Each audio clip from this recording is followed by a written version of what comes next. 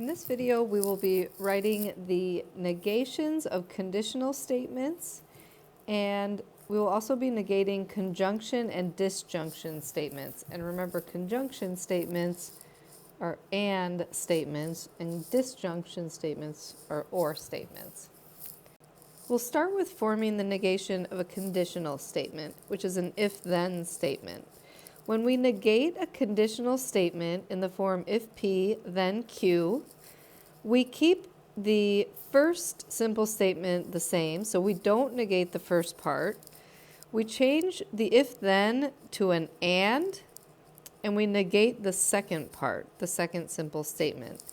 In other words, to form the negation of a conditional statement, leave the antecedent, the first part, unchanged, change the if-then connective to an and negate the consequent, the second part. So let's take a look at some examples. This first one says, if she has a ticket, then she will go to the concert. To negate that, we're going to get rid of if and then, and we're going to change it to an and statement. We keep this first part the same. She has a ticket. Instead of then, we put and then we negate this second part. She will not go to the concert.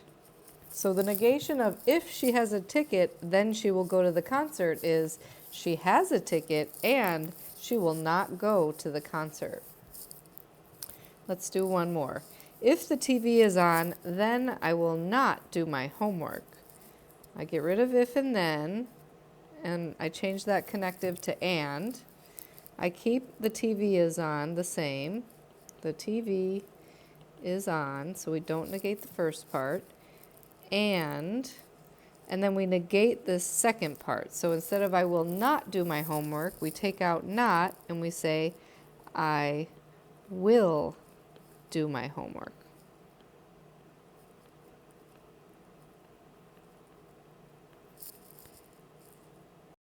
The second part of this lesson is negations of conjunctions and disjunctions, which are and or statements. And a guy named De Morgan developed these laws, so they're called De Morgan's laws.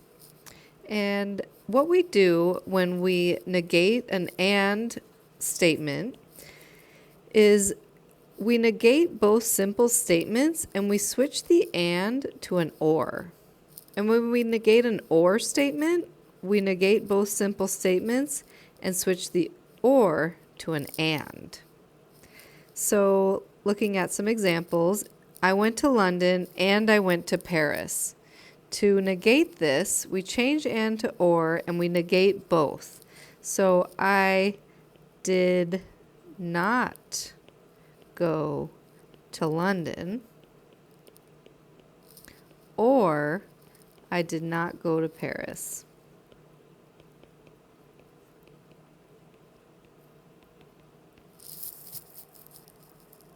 And for the second one, I study or I do not pass. I change or to and I negate both parts. I do not study and I do pass. Or you could just say, I pass.